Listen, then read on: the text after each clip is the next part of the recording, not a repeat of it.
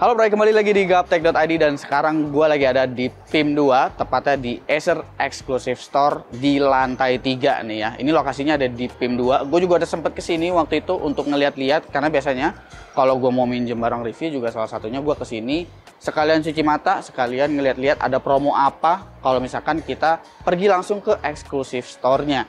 Kayak di sebelah gue ini, ternyata sekarang lagi ada kejutan 25 tahun dari Acer. Dan kalian bisa mendapatkan 2 mobil EV, electric vehicle, ada sepeda motor 5 unit, selebihnya ada 25 monitor, 25 AHIO PC, 25 laptop, dan ada air purifier juga. Itu kalian bisa dapatkan selama periode tertentu, yaitu 8 Januari sampai 31 Juli 2024, atau selama periode si kejutan 25 tahunnya Acer ini. Nah, sekarang kita lihat-lihat lagi nih ya di Acer Exclusive Store PIM 2 ini, kira-kira bakalan ada yang menarik atau enggak buat dibahas dan kita bawa pulang untuk di-review. Ini ada Core i5 1335U, RAM 8GB, Intel Iris Xe, 8,8 jutaan. Ya, ini Aspire 514, belum masuk ke serinya Intel Evo sih. Nah, ini yang 6 juta, dia pakai Intel Core i3 N305. Tapi ini ternyata Intel Core i3 N305-nya 8 core, gue belum ngecek deh nih. Ini 8 core atau 8 thread, ini gue belum ngecek lebih lanjut. Layarnya udah IPS ternyata, di harga 6 juta. Oke juga nih. Untuk bagian-bagian gamingnya, ada beberapa laptop gaming lah yang memang bisa dicoba. Kayak begini, ini ada Virtual DJ untuk productivity, ada Sim Racing di situ, dan ini ada beberapa demo AI. Ini Predator Helios 16. Kemarin gue terakhir bahas buat ngebandingin si Neo 16 ya. Jadi ini canvas nih sebenarnya buat kita nge-sketch.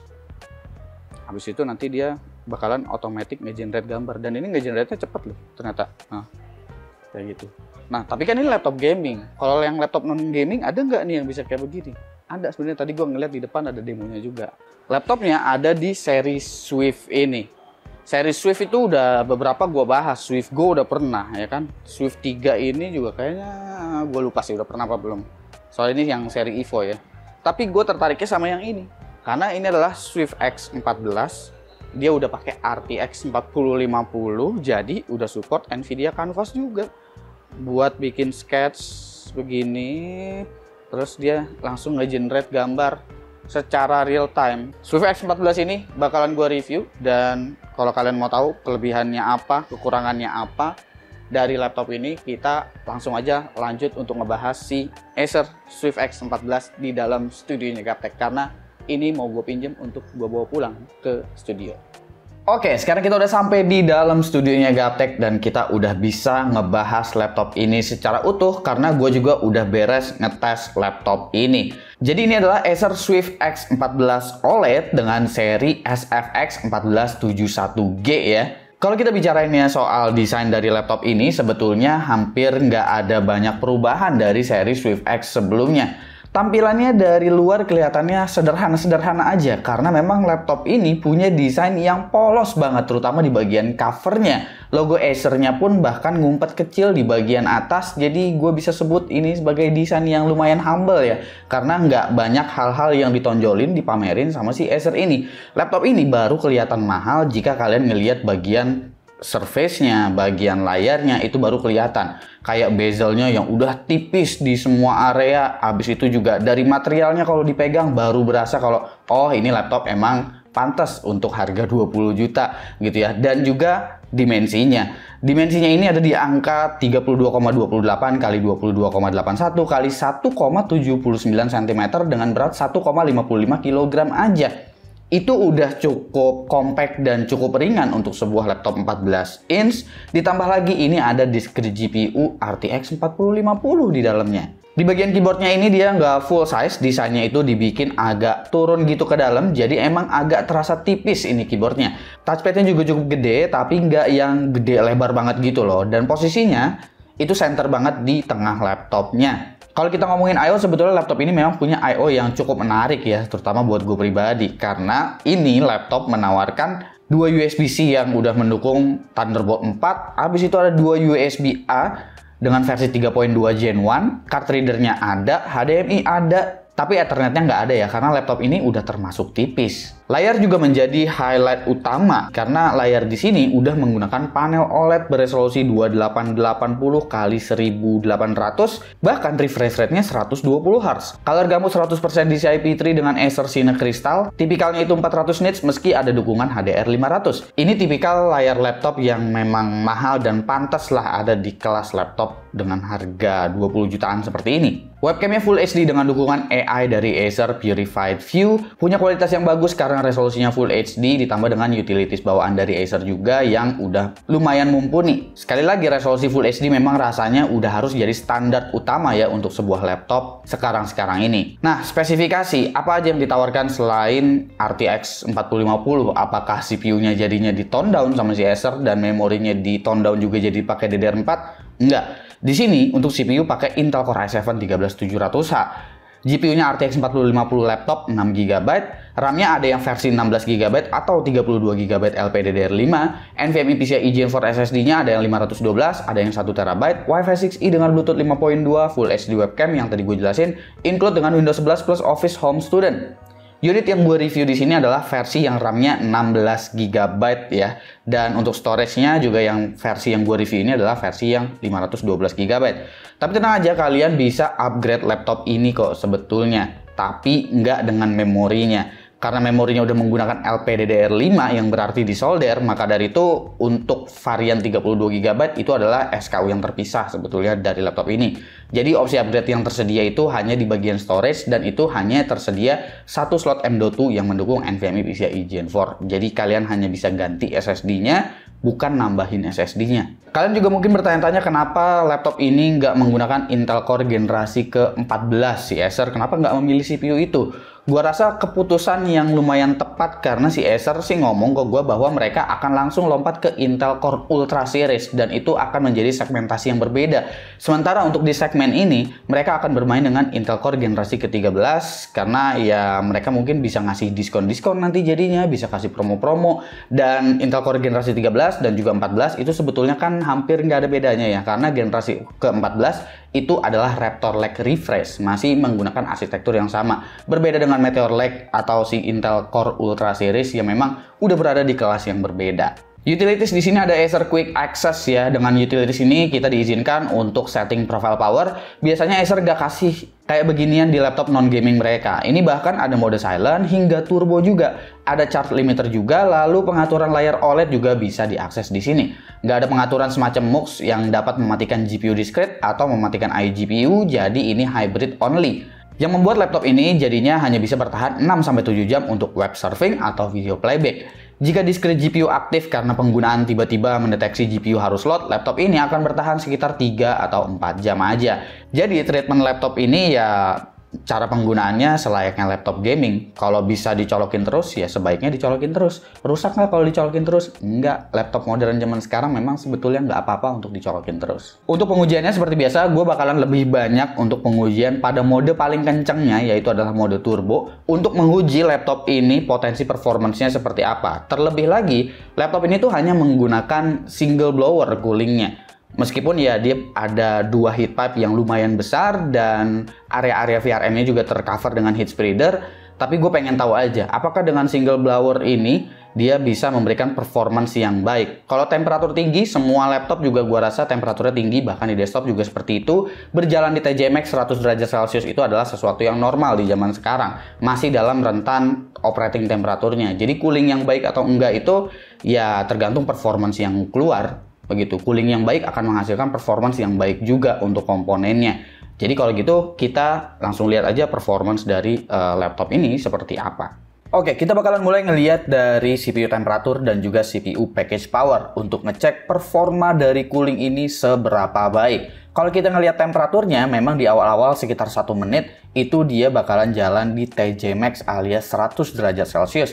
Tapi setelahnya itu temperatur bakalan turun ke sekitar 70 derajat Celcius, lalu sempat naik lagi ke 90, turun lagi ke 70-an, naik lagi, begitu terus-terusan. Tapi kalau kita lihat CPU package powernya, itu di awal memang boosting ke sekitar 65 watt, dan kalau kita perhatiin di sini, powernya itu dia bakalan dropping ke sekitar 20 watt dan sempat boosting lagi ke sekitar 40 Watt. Jadi paling tingginya cooling ini sanggup sebetulnya mencapai angka sekitar 60 atau 65 Watt ya untuk performance-nya. Tapi kalau kita cek untuk GPU stress test saat menjalankan 3D Mark Firestrike Ultra Looping, GPU temperatur di sini terbilang cukup aman ya, ada di sekitar 80 Watt, dan GPU powernya itu dia sustain rata di 50 Watt. Jadi sebenarnya untuk kemampuan GPU-nya sebenarnya sangat-sangat baik. Kalau kalian pakai buat gaming yang dimana CPU dan GPU-nya itu bakalan load berbarengan, di sini untuk CPU temperatur itu dia masih fine ya, masih lumayan adem karena memang powernya di set rendah. Paling ada beberapa spiking aja yang dia sempat menyentuh ke TJ Max di mana turbonya itu mungkin aktif beberapa saat, tapi selebihnya temperaturnya masih berjalan di sekitar 80-an aja. Sementara GPU temperatur justru jauh lebih adem di sini ketimbang stress test, ada di sekitar 70-an derajat Celcius ketika bermain game.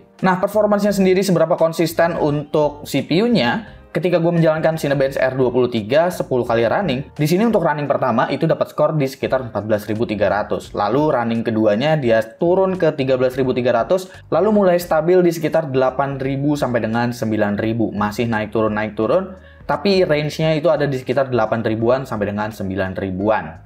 Grafik skor dari sebuah RTX 4050 6GB dengan rating 50 Watt ini mendapatkan grafik skor di angka 18.300 untuk 3D Mark Firestrike, yang dimana angka ini juga udah cukup baik dan punya performance GPU yang memang lumayan oke kelihatannya. Pada 3D Mark Timespy juga kurang lebih seperti itu, dapat skor yang juga sangat-sangat baik di sini, ada di angka 6.624. Jadi untuk kemampuan GPU gua rasa nggak perlu diragukan lagi meskipun ini adalah single fan atau single blower. Bisa dicek juga untuk kemampuan productivity-nya seperti di Adobe Premiere, ini yang diekspor adalah 4K dan kemampuannya itu masih nggak terlalu berbeda jauh seperti kalian menggunakan RTX 4060 bahkan ya. Jadi efisiensi dari 4050 yang ada di laptop ini menurut gua masih sangat-sangat luar biasa. Untuk encoding AV1, resolusi Full HD juga itu kemampuannya masih cukup baik.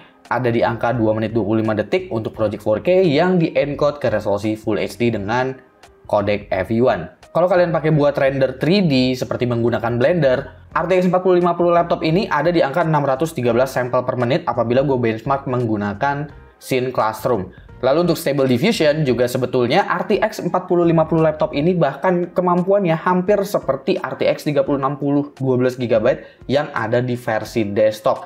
Bedanya yang 4050 memiliki VRAM setengahnya di 6GB aja. Untuk performa gaming, setting-settingnya itu udah gue sesuaikan dengan laptop ini yang menurut gue masih oke dan masih playable ya. Nah, seperti di Cyberpunk 2077, di sini gue pakai preset Ultra masih bisa dengan DLSS Frame Gain atau DLSS 3. Tapi modenya yang quality bukan yang performance dan gue bisa dapetin rata-rata di 46 fps, tapi 1% low-nya itu memang masih lumayan rendah dan gue rasa kalau versi 32GB akan jauh lebih better daripada yang ini. Death Stranding dengan resolusi Full HD very high dan kalian menggunakan DLSS quality, ini rata-rata FPS-nya masih lumayan bagus juga. Bahkan tergolong bagus banget, 84 FPS rata-ratanya. 1% low-nya masih oke, ada di sekitar 57 FPS, jadinya stutteringnya masih nggak begitu terasa. Far Cry 6 resolusi Full HD juga masih bisa setting Ultra dengan Ray Tracing dengan bantuan FSR Ultra Quality, masih bisa tembusin di rata-rata 60-an FPS. Di sini gue dapetin di 63 FPS, 1% low-nya ada di angka 53 FPS.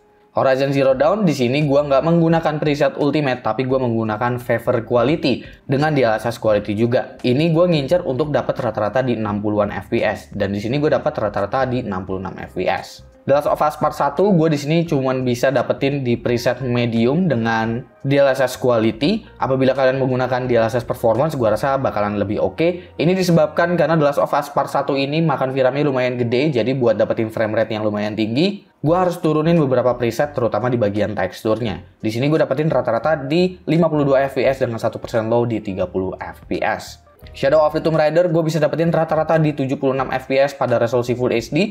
Gue menggunakan preset high di sini dengan DLSS quality dan ini masih menggunakan ray tracing ya. Ray tracingnya itu adalah high juga. Layar dari laptop ini kan 120 Hz. Bermain Valorant kalian udah bisa mendapatkan rata-rata 204 fps di sini dengan 1% low frame rate yang masih bisa dibilang lumayan rendah sih karena 1% low frame rate-nya belum bisa ngejar dari refresh rate-nya. Cuma kalau kalian mau mainin game kompetitif yang sekedar iseng-iseng doang, sebetulnya laptop ini udah sangat-sangat oke. Semisal kalian butuh productivity yang bagus, habis itu kalian mau iseng-iseng main game AAA juga. Paling considernya itu ialah di area SSD. Karena meskipun kecepatan bacanya ini sekitar 7,1 GB per second, tapi kecepatan tulisnya di sini memang sempat ngalamin drop di sekitar 800-an MB per second. Ini disebabkan karena operating temperaturnya itu memang agak tinggi ya untuk SSD-nya, karena sempat nyentuh di angka 69 derajat Celcius. Angka 69 derajat Celcius ini sebetulnya bukan angka yang sebegitu tingginya sampai ngebikin SSD-nya itu kecepatannya turun. Tapi emang sepertinya operating temperatur dari SSD bawaannya ini cukup sensitif, sehingga pada titik 69 derajat Celcius kecepatan tulisnya terutama itu udah mulai turun. Oke, kita masuk di bagian harga dan juga kesimpulan ya untuk Acer SwiftX 14 OLED dengan seri SFX 1471G. Jujur sih gue menyarankan untuk kalian lompat langsung aja ke versi RAM 32GB dan SSD 1TB jika tertarik. Karena secara harga selisihnya itu beda tipis banget. Karena dengan harga selisih sekitar 1 juta, lu dapat RAM lebih gede, SSD-nya juga itu ada perbedaan loh, 512 dan juga 1TB. Jadi nggak ribet untuk upgrade lagi, bongkar pasang, ganti SSD-nya lagi gitu. Kalau kalian cari di marketplace, gue cek bisa dapat 22 jutaan untuk versi RAM 32GB dan SSD 1TB. Pastiin aja bergaransi resmi dari Acer Indonesia selama 3 tahun, beserta Acer Priority Care selama 1 tahun. Nah, menariknya dari laptop ini, Acer tuh berani ngasih config dengan discrete GPU selevel RTX 4050. RTX 4050 ini adalah sebuah GPU yang levelnya berbeda sekali dengan RTX 3050 laptop ya. Peningkatannya cukup bagus meski diberikan power rendah sekalipun untuk RTX 4050 laptop ini.